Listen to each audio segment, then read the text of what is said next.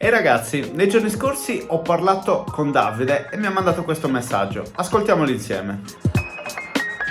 La mia domanda era un'altra. Io ho due racchette. Ho la Id Speed MP, quella diciamo non quest'ultima, quella prima, Come il molti di modello. voi, immagino. E Giusto? ho praticamente da circa un annetto e mezzo, ci ho giocato parecchio. Poi ultimamente mi sono comprato la Id Speed, quella nera, La black, nuova. quella limited edition, ok, quella di Djokovic per Versione intenderci, no? 2022. Quella ci ho giocato pochissimo. Io devo dire che ho le stesse corde, ho portato tutte e due le racchette dallo stesso incordatore, lo stesso giorno a far montare tutte e due la stessa corda con la stessa tensione, tutto uguale. Oggi ho giocato con la racchetta nera così per fare una partita perché non c'avevo quella bianca dietro, ho giocato con quella mia nera. E giocano diverse. Ti giuro mi sembrava un'altra racchetta, è Sembrava possibile? un'altra racchetta, è A me mi possibile. sembrano uguali, ma forse sto dicendo una cazzata.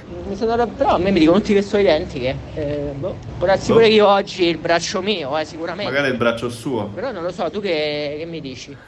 Caro Davide, che ti dico? Diciamo che purtroppo sei incappato in una situazione molto molto comune nel momento in cui andiamo ad affrontare, diciamo così, la gestione dei telai che diventano, diciamo, più di uno. Che sono dei telai prodotti in massa dalle case produttrici di racchette. Cosa succede? Diciamo che è una questione di controllo qualità, no? C'è una questione di controllo qualità, nel senso che molti di voi avranno vissuto sicuramente le stesse sensazioni che ha vissuto Davide. E di base che cosa è successo? È successo che lui ha comprato due racchette pensando che avessero le stesse identiche caratteristiche, ok, esteticamente diverse, una è nera, l'altra è bianca e nera. Parliamo della versione 2022 e quella successiva Black Edition uscita nel 2023 con 300 grammi, 16-19, però poi vai a vedere e probabilmente nel suo caso le racchette sono fuori specifica sia l'una che l'altra o magari solo una delle due, quindi lui si è abituato a giocare con un telaio, va a prenderne un altro che sulla carta dovrebbe essere identico e gioca completamente in maniera diversa perché è un altro telaio, cioè spostare il bilanciamento magari di mezzo centimetro cambia completamente tutto. Se questo bilanciamento è spostato sulla testa, per esempio, stiamo aumentando di molto l'inerzia, quindi stiamo cambiando anche le sensazioni di gioco che abbiamo nel momento in cui abbracciamo la racchetta, nel momento in cui iniziamo a colpire.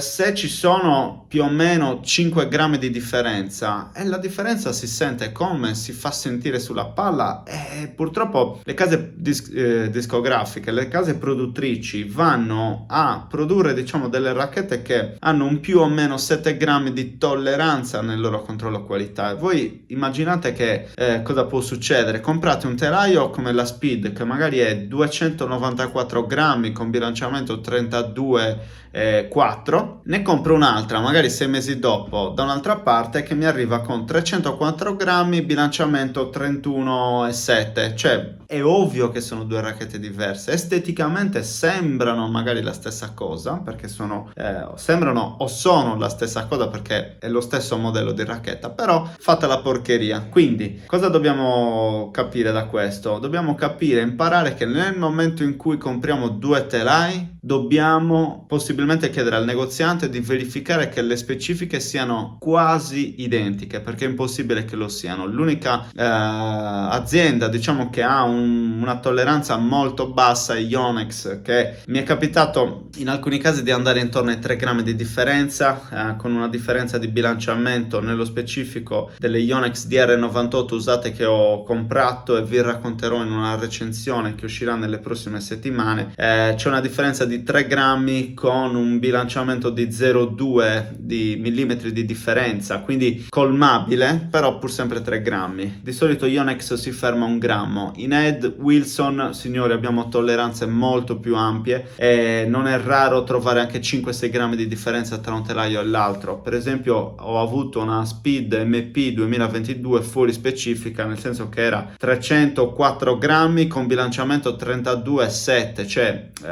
se se è 32 che dovrebbe essere il bilanciamento previsto e lo portiamo a 32,7, quella racchetta avrà un'inerzia che probabilmente è intorno ai 330 punti e oltre, quindi è un telaio completamente diverso sia da quello per cui nasce ed è intesa, sia magari da quello a cui ci siamo abituati con il telaio precedente. Chiedete al vostro negoziante di verificare che i telai siano il più vicini possibile e poi bisogna fare un'attività, caro Davide e tutti voi ragazzi, fare il matching, customizzare i telai con l'aggiunta del piombo dove è possibile, se è possibile, per portare in pari le specifiche dei telai in modo che i telai vadano a giocare nello stesso modo. Però c'è un altro però, vi dico anche un'altra questione, che molto probabilmente acquistando un telaio, non lo so, nel 2022 e lo stesso telaio nel 2023 non è uscito dalla stessa fabbrica o dallo stesso lotto di produzione, quindi può succedere che giochi comunque diversamente perché non è uscita dalle stesse mani, mettiamola così. E comunque un telaio più usato, più usurato, l'hai usato per un anno e poi ne aggiungi un altro, giocherà